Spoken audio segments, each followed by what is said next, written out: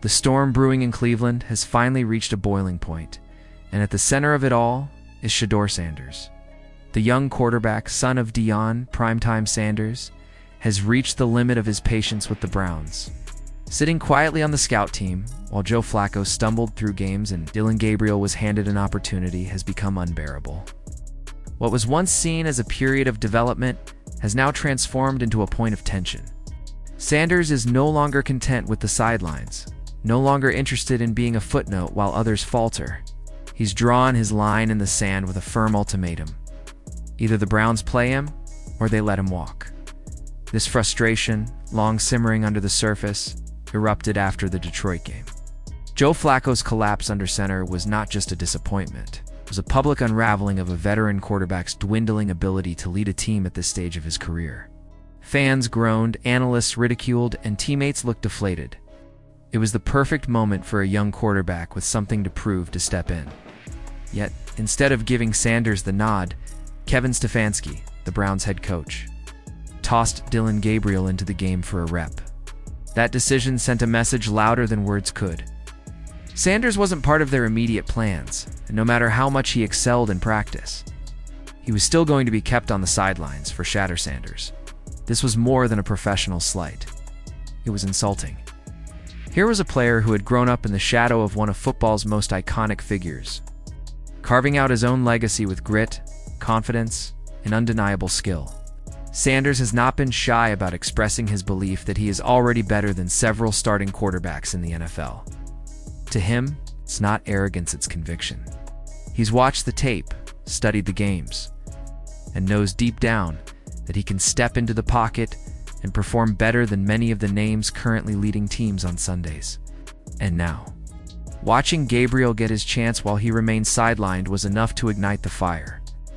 Into full-blown frustration, Mary Kay Cabot's report only poured gasoline on the flames. Cabot, a respected voice in Cleveland sports, revealed that the Browns' own organization has been buzzing about Sanders' dominance on the scout team. His performances in practice have not just been solid, they've been electric. Coaches have whispered about his command of the playbook. Players have taken note of his confidence, and excitement has been building behind closed doors. Yet despite this groundswell of support within the building, the Browns continued to hold back, refusing to give him the nod. To Sanders, this isn't just about patience. It feels deliberate, almost as if a personal bias is keeping him locked away, unable to showcase what he's capable of. And now, for the first time since joining Cleveland, he has voiced that dissatisfaction openly. He's admitted that the patience is gone, that he no longer intends to sit silently while others squander opportunities he knows he could seize. Outside Cleveland, the whispers have already turned into headlines. With Brock Purdy sidelined in San Francisco, the 49ers are reportedly keeping a close eye on Sanders as a potential reinforcement. It's not just idle speculation either. Fans in the Bay Area are already calling for the team to make the move. Seeing Sanders as the kind of young, hungry quarterback who could thrive under Kyle Shanahan's system, he's mobile, confident, and desperate to prove himself. And in an environment like San Francisco's, he could very well blossom into a star. Even in Cleveland, fans are no longer unified in silence.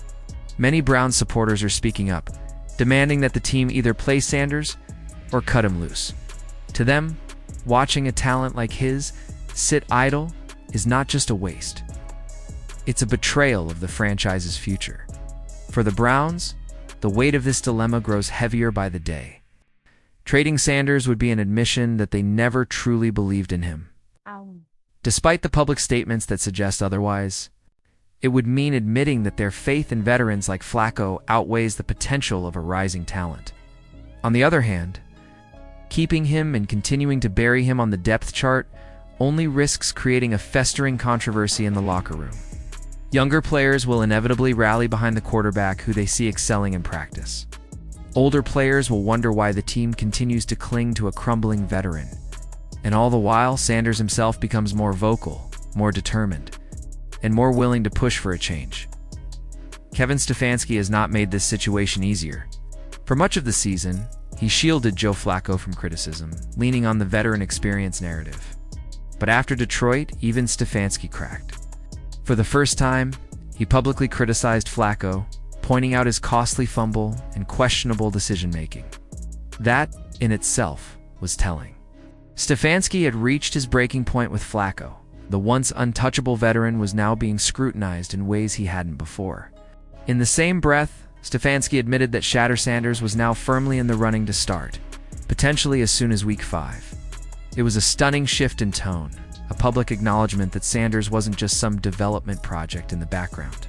He was suddenly on the verge of being the future. But was Stefanski sincere, or was this just another tactical maneuver? Some analysts believe he's simply dangling the possibility of playing time to quiet the storm, hoping to keep Sanders and his supporters at bay a little longer. Others, however, believe Stefanski has reached a genuine turning point, and that the writing is now on the wall for Flacco. Either way, the Browns' quarterback room has officially transformed into a pressure cooker. Every practice rep, every snap, every decision will now be scrutinized under the lens of a looming quarterback controversy. And Sanders knows it. He holds the leverage now. The Browns can no longer ignore him. Cleveland stands at a crossroads, and their next decision could alter the trajectory of their season and perhaps their franchise. They can continue to cling to the carousel of Flacco and Gabriel, hoping stability comes from experience, or they can take the leap of faith and unleash Sanders. The young quarterback has made it abundantly clear that he won't sit quietly anymore. The ultimatum is real. With teams like San Francisco and Miami watching from the wings, Sanders' future could turn on a dime. If Cleveland won't give him the reins, someone else gladly will. The Browns are now left to answer a question that grows louder every day. Will they finally roll the dice and see what Sanders can truly do? Or will they allow another team to unlock the potential they refuse to recognize? The stakes could not be higher. The locker room tension is building, the fan base is restless, and the NFL world is watching. Every delay, every rep given to someone else, is another chance for Sanders' frustration to deepen and his market value to rise in the eyes of other teams. Cleveland can either embrace the future or risk watching it slip away. So what do you think? Is it finally time for Cleveland to hand the keys to Shador Sanders and give him the chance to show the world what he can really do? Should the Browns continue to gamble on Joe Flacco in hopes that the veteran somehow steadies the ship? Or is a blockbuster trade looming, one that could send Sanders to San Francisco, Miami, or another franchise ready to believe in him? The drama is reaching its peak, and the Browns have no more time to waste. Let us know your thoughts in the comments below.